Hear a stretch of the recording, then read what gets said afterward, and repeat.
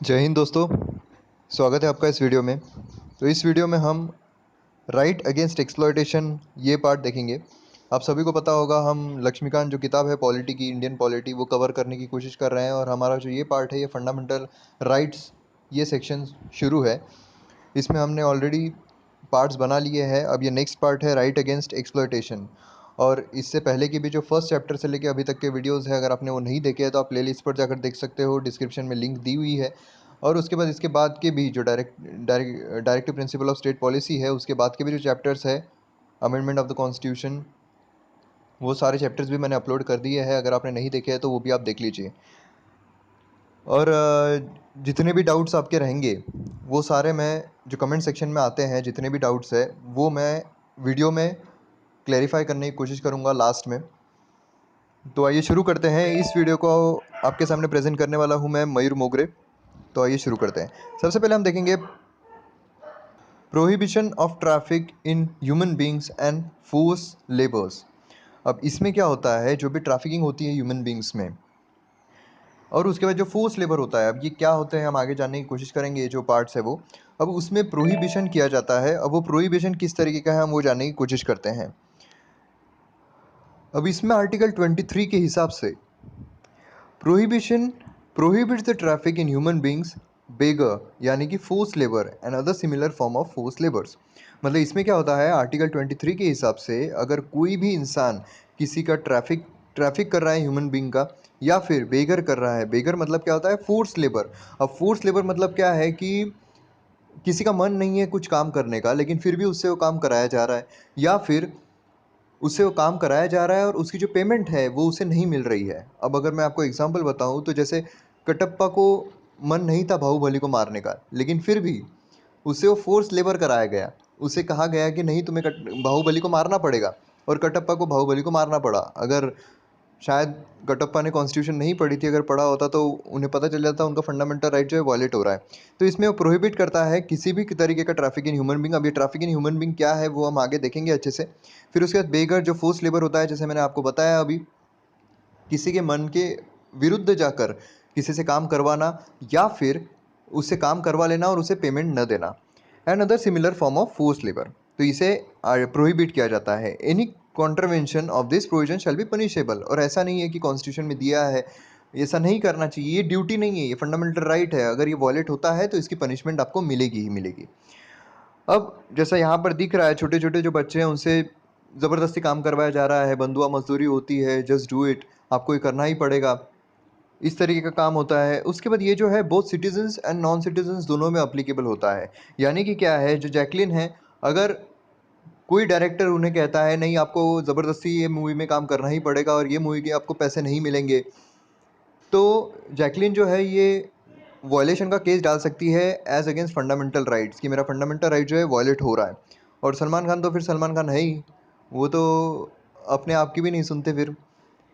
और उसके बाद क्या है, against state as well as private person. मतलब क्या है, अगर स्टेट यानी कि जो गवर्नमेंट है, अगर गवर्नमेंट भी किसी से ऐसा फोर्स लेबर का या फिर ह्यूमन ट्रैफिकिंग का काम करवाती है, तो वो भी वॉयलेशन माना जाएगा फंडामेंटल राइट का। या फिर अगर कोई प्राइवेट कंपनी है, अगर वो भी इस तरह का काम करवाती है, अगर आप जियो में काम कर रहे हो, अगर वहाँ पे आपको सैलरी नहीं दी जा रही है, पेमेंट नहीं दी जा रही है, फोर्सफुली आपको काम करवाया जा रहा है, तो वो भी आपका वॉयलेशन रहेगा फंडामेंटल राइट का। ठीक है, ये हो गया आर्टिकल 23 के अंडर में। तो ये सब प्रोहिबिट करते हैं। अगर ये सारी चीज़ें कुछ हो रही है तो आप सीधा कोर्ट में जा सकते हो, सीधा सुप्रीम कोर्ट में अपील कर सकते हो कि मेरा जो फंडामेंटल राइट है वॉयलेट हो रहा है। अब यहाँ पर हम जो ट्रैफिक इन ह्यूमन बींग्स है वो जानने की कोशिश करते हैं कि इसका मतलब क्या होता है। अब ये जो है ट्रैफिक इन ह्यूमन बींग्स, इसका मतलब है कि कोई भी selling and buying of man, women, children like goods. अब आप कोई सामान खरीदते हो या बेचते हो, कोई भी चीज़ें, उस तरीके से अगर किसी भी मैन का या वीमेन का या बच्चों का इस तरीके से सेलिंग या परचेसिंग होता है तो उसे ट्रैफिक इन ह्यूमन बींग कहा जाएगा। या फिर immoral traffic in women and children including prostitution. अब जो प्रोस्टिट्यूशन भी है वो भी इलीगल है, वो भी ट्रैफिक इन ह्यूमन बींग ही माना जाता है। उसके बाद देवदासीज। अब जैसे देवदासीज पहले जो रजवाड़े होते थे, जो राजा होते थे, उनके दरबार में देवदासी जो है वो नाचा करती थी। तो वो भी जो है ये भी ट्रैफिक इन ह्यूमन बीइंग ही कहा जाएगा। उसके बाद स्लेवरी, अगर किसी से स्लेवरी भी कराते हैं तो वो भी ट्रैफिक इन ह्यूमन बीइंग ही कहा जाएगा, ठीक है। अभी जो मैंने फ़ोटोज़ जो इस्तेमाल किए हैं इससे आपको आसानी से याद रहे इसलिए मैंने फ़ोटोज़ जो है ये इस्तेमाल किए हैं। उसके बाद हम आगे चलते हैं, इसमें कुछ एक्सेप्शंस है। अब देखिए, अब कोई भी चीज़ होती है उसमें कुछ ना कुछ तो एक्सेप्शंस होते ही हैं। तो अब यहाँ क्या एक्सेप्शंस है वो हम यहाँ पर जानने की कोशिश करते हैं। It permits the state to impose compulsory service for public purpose, ठीक है। मतलब ये क्या करता है, ये स्टेट को एक एक ऐसी सहूलत देता है, एक ऐसी परमिशन देता है जिसके तहत क्या होता है, जो स्टेट है मतलब जो गवर्नमेंट है वो ऐसी कोई स्कीम या ऐसी कोई चीज़ लगा सकते हैं पब्लिक पर्पस के लिए, जिसके अंडर में ये जो फंडामेंटल राइट है वायलेट नहीं होगा। अब इसका एग्जांपल देखें हम, तो एग्जांपल ये है कि मिलिट्री सर्विस जो होती है, अब जैसे फॉर एग्जांपल कहीं पर भी ऐसी कोई ज़रूरत पड़ती है जिसमें मिलिट्री फोर्स जो है उसकी ज़रूरत पड़े, तो ये नहीं होता है। मिलिट्री फोर्स जो है सरकार बोल सकती है कि वहाँ पर मिलिट्री जो फोर्स है उन्हें भेजो, और जो भी लोग होंगे वहाँ पे सिविलियंस होंगे उन्हें वहाँ से बाहर निकालो। अब वो चीज़ के लिए मिलिट्री जो फोर्स है उन्हें एक्स्ट्रा पेमेंट नहीं करना पड़ेगा। मतलब यहाँ क्या हो रहा है, यहाँ ये चीज़ की बात क्यों हो रही है, क्योंकि यहाँ पर बेगर का मतलब क्या होता है कि फोर्स लेबर विदाउट पे, मतलब कि आपको फोर्स लेबर कराया जा रहा है विदाउट पेमेंट। अब यहाँ पर क्या होता है, मिलिट्री फोर्स जो है उन्हें पेमेंट तो नहीं दिया जा रहा है। अब यहाँ उन्हें पेमेंट नहीं दिया जा रहा है, मतलब इसका मतलब ये है क्या कि उनका जो फंडामेंटल राइट है वायलेट हो रहा है, उनसे बेगर करवाया जा रहा है, उनसे फोर्स लेबर करवाया जा रहा है। इसका ये मतलब नहीं होता है। तो ये जो एक्सेप्शंस है ये यहाँ पर दिया गया है, ठीक है। उसके बाद prohibition of employment of children in the factories etcetera. अब जो फैक्ट्रीज में जो भी बच्चे हैं उनसे जो एम्प्लॉयमेंट किया जाता है उसका प्रोहिबिशन, मतलब उसे रोकने के लिए क्या किया गया है हमारे कॉन्स्टिट्यूशन में, तो वो आर्टिकल 24 कहता है। अब वो क्या कहता है कि prohibits the employment of children below the age of 14 years in any factories, mines और हजार्डस एक्टिविटीज। अब यहाँ क्या हो रहा है, यहाँ आप अच्छे से देखिए, यहाँ ऐसा हो रहा है कि कोई भी बच्चा below the age of 14 years, ठीक है, यहाँ below the age of 14 years है, कोई किसी भी फैक्ट्री में, माइंस में या हजार्डस एक्टिविटीज में, यहाँ पे बात हो रही है कि वो किसी भी माइंस में या फिर हजार्डस एक्टिविटीज में या फिर किसी फैक्ट्रीज में वो काम नहीं कर सकता है, ठीक है। अब ये जो है ये किसी भी हार्मलेस एक्टिविटीज जो है वहाँ वहाँ की बात नहीं कर रहा है। अब जैसे कोई टीवी सीरियल में कोई बच्चा काम कर रहा है तो वो भी काम ही कर रहा है, बराबर है। अब वो जो काम कर रहा है वो हार्मलेस है, वहाँ किसी भी तरीके का हार्म नहीं हो रहा है, तो वहाँ पर इस तरीके की रोक नहीं होती है। लेकिन वहाँ भी अगर हम गौर से देखें तो वहाँ पर भी काफ़ी ऐसी चीज़ें होती है जिससे उनका एक्सप्लॉयटेशन होता है, उनका मेंटली, फिजिकली काफ़ी चीज़ें ऐसी होती है। खैर वो पार्ट में हम नहीं जाएंगे। लेकिन यहाँ पर ऐसा है कि हार्मलेस एक्टिविटी जहाँ भी होती है वहाँ पर रोक नहीं है। अब यहाँ पर एक्ट बनाया था उन्होंने, क्योंकि कोई भी चीज़ अगर इम्प्लीमेंट करना है तो उसके लिए एक्ट बनाना बहुत ज़रूरी है। तो यहाँ पर कौन सा एक्ट था, child labour prohibition and regulation act 1986, ठीक है। उसके बाद 2006 में क्या हुआ, government ban the employment of children at domestic servants और workers in hotels, shops etcetera. अब 2006 में क्या हुआ, गवर्नमेंट ने सारे जो जितने भी होटल्स है, जितने भी जितने भी शॉप्स है, वहाँ सब जगह जो बच्चे हैं जो काम करेंगे उनको बैन करवा दिया। जैसे हम देखते हैं ना, जो चाय की टपरी होती है वहाँ पर जो छोटे बच्चे होते हैं वो काम करते हैं, टेबल साफ करना, जो ग्लास होते हैं वो धोना। तो ये सारी भी जो चीज़ें हैं ये सारी बैन करवा दी थी 2006 में, ठीक है, गवर्नमेंट ने। अब चाइल्ड लेबर अमेंडमेंट 2016, ये हम यहाँ पर जानने की कोशिश करते हैं क्योंकि ये काफ़ी इंपॉर्टेंट है। इसमें से यूपीएससी में क्वेश्चंस निकल सकते हैं कि चाइल्ड लेबर अमेंडमेंट 2016 में क्या क्या हुए थे, क्योंकि ऐसा नहीं होता कि आप 2018 में अगर यूपीएससी की एग्जाम दे रहे हो तो ऐसा नहीं है कि 2017 की ही चीज़ें पूछेंगे, क्योंकि यूपीएससी का ऐसा ट्रेंड चलता आ रहा है कि वो 2-3 साल पहले, मतलब ऐसा है कि जो सरकार है अभी एट प्रेजेंट, वो आने से लेकर जितनी भी चीज़ें हैं, जितने भी जो भी स्कीम्स है वो सारी आपको देख लेनी है एक बार, क्योंकि वो सारी की जो अमेंडमेंट हो गए या जो भी चीज़ें हैं वो पूछ लेती है जो यूपीएससी है वो। Child labour prohibition and regulation amendment act 2016 amended the child labour act 1986। अब यहाँ पर क्या हुआ, अब ऑब्वियस है अगर कोई एक्ट ला रहा है तो वो किसी ना किसी एक्ट को अमेंड करेगा ही। तो उसने कौन से एक्ट को अमेंड किया है, जो हमने पहले देखे थे 1986 के एक्ट को। उसके बाद क्या है, उसको रीनेम किया गया child and adolescent labour act 1986। अब यहाँ पर आपको ये लगेगा कि चाइल्ड और एडोलेसेंट इसमें फ़र्क क्या है, तो वो हम यहाँ पर जानने की कोशिश कर लेते हैं। पहले कि चाइल्ड कौन है वो हम जानने की कोशिश कर लेते हैं। तो सबसे पहले हमें जानना चाहिए कि अडल्ट कौन है, धीरे धीरे हम चाइल्ड पर जाएंगे। तो सबसे पहले अडल्ट कौन होता है, अडल्ट मतलब जो भी इंसान जिसकी 18 साल से ऊपर की उम्र हो चुकी है वो अडल्ट होता है, ठीक है। मतलब जो भी इलेक्शन में वोट कर सकता है या फिर जो भी अडल्ट मूवीज देख सकता है ऑन लाइटर नोट, तो वो हो गया अडल्ट, मतलब 18 साल के ऊपर वाला। उसके बाद मतलब कि जैकी श्रॉफ फोटो के थ्रू आप याद रख सकते हो। उसके बाद अब एडोलेसेंट कौन होता है? कोई भी person who has completed 14 years of age but not have completed 18 years of as.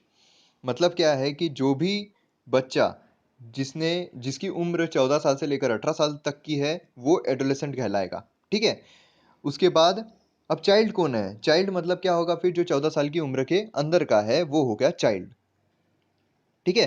तो इस तरीके से हमने ये देख लिया कि चाइल्ड होता कौन है। तो अब यहाँ पर हम ये जान सकते हैं कि child and adolescent labour act 1986। अब हमने जो पहला एक्ट देखा था उसमें क्या था? जो 14 साल के नीचे के लड़के हैं वो किसी भी हजार्डस एक्टिविटी में काम नहीं कर सकते। मतलब वहाँ क्या था? वहाँ पियरली जो बच्चा है उसी के बारे में बात की जा रही थी, जो चाइल्ड है उसी के बारे में बात की जा रही थी।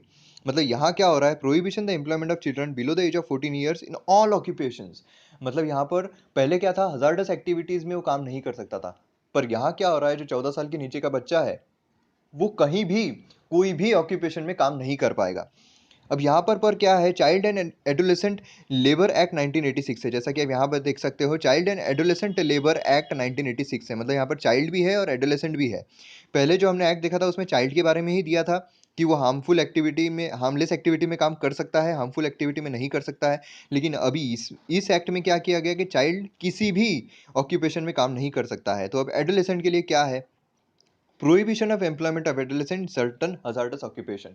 मतलब 14 साल के नीचे का जो भी होगा वो कहीं काम नहीं कर सकता है। 14 साल से 18 साल की उम्र के बीच में जो होगा वो हम जो जहाँ भी हजार्डस एक्टिविटी है वहाँ काम नहीं कर सकता है।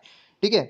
उसके बाद अगर पकड़ा गया कोई इंसान तो उसे जेल हो सकती है 6 महीने के लिए, या 6 महीने से लेकर 2 साल तक की, या फिर 20,000 से लेकर 50,000 तक की फाइन हो सकती है। तो यहाँ हमारा जो ये पार्ट है यहाँ पे ख़त्म हो गया है। और आप मुझे फ़ेसबुक पर फ़ॉलो कर सकते हो। आपकी अगर कोई भी क्वेरीज़ होंगी आप फ़ेसबुक पर पूछ सकते हो। काफ़ी मैसेजेस आते हैं इसलिए मैं जो रिप्लाई है वो लेट करूँगा, लेकिन करूँगा ज़रूर। तो उसके बाद आप लाइक, कमेंट, शेयर ज़रूर कीजिए ताकि हमें मोटिवेशन मिले। Help us by helping others. और उसके बाद जो अब डाउट्स हैं वो मैं यहाँ पर क्लियर करना चाहता हूँ, जो भी कमेंट्स में मुझे डाउट्स पूछे गए थे। अब एक जो कमेंट था, मतलब काफ़ी कमेंट्स आए थे, 2-3 कमेंट्स आए थे ये इस पर कि बिलीफ और फेथ ये 2 में क्या फ़र्क है? जो हमारे इसमें दिया हुआ है हमारे कॉन्स्टिट्यूशन में, बिलीफ और फेथ में क्या फ़र्क है? तो देखिए, जो फेथ होता है वो बिलीफ का एक्सटेंशन है। अब भगवान, गॉड, अल्लाह ये है या नहीं है, ये हमारा बिलीफ है। अगर कोई मानता है कि है तो वो बिलीफ है, अगर कोई मानता है नहीं है तो वो बिलीफ है। लेकिन हमारे जो पेरेंट्स है वो है या नहीं है ये हमारा बिलीफ नहीं रहेगा, वो है ये हमारा फेथ है कि वो है, हमें पता है एक्चुअल में वो है। इसका मतलब क्या है? जो बिलीफ होता है वो हमारी थिंकिंग पर बेस्ड होता है, वो हमारी एक सोच पर बेस्ड होता है, और जो फेथ होता है वो उसी बिलीफ पर एक मुहर होती है। ठीक है। ये फर्क होता है बिलीफ और फेथ में। मतलब फेथ जो होता है वो बिलीफ का एक एक्सटेंशन पार्ट होता है।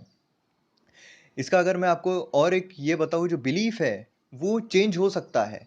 आज कोई सोच रहा है कि भगवान, गॉड, अल्लाह नहीं है, लेकिन हो सकता है कि कुछ सालों के बाद वो ये सोचने लग जाए, उसका जो बिलीफ है वो चेंज हो जाए। लेकिन जो फेथ होता है वो एक तो होता है, नहीं तो फिर पूरी तरीके से ब्रेक हो जाता है। तो ये फ़र्क होता है बिलीफ और फेथ में। तो हमारे कॉन्स्टिट्यूशन में इस तरीके से ही वो यूज़ किया गया है कि अगर आप, ठीक है, अगर आप थिंकिंग के बेस पर भी ले रहे हो उसे, तो भी उसे रिस्पेक्ट किया जाएगा। अगर आपका फेथ भी है किसी चीज़ पर तो वो भी, उसका भी रिस्पेक्ट किया जाएगा। ठीक है, जो हमारे प्रीएम्बल में इस्तेमाल किया गया है। तो आगे भी जो भी आपके जो डाउट्स रहेंगे वो मैं क्लियर करूंगा। आप कमेंट सेक्शन में भी पूछ सकते हो, आप फेसबुक पर भी पूछ सकते हो। तो मिलते हैं अगले वीडियो में, जल्दी ही अगला वीडियो लेके आऊंगा। तब तक के लिए जय हिंद।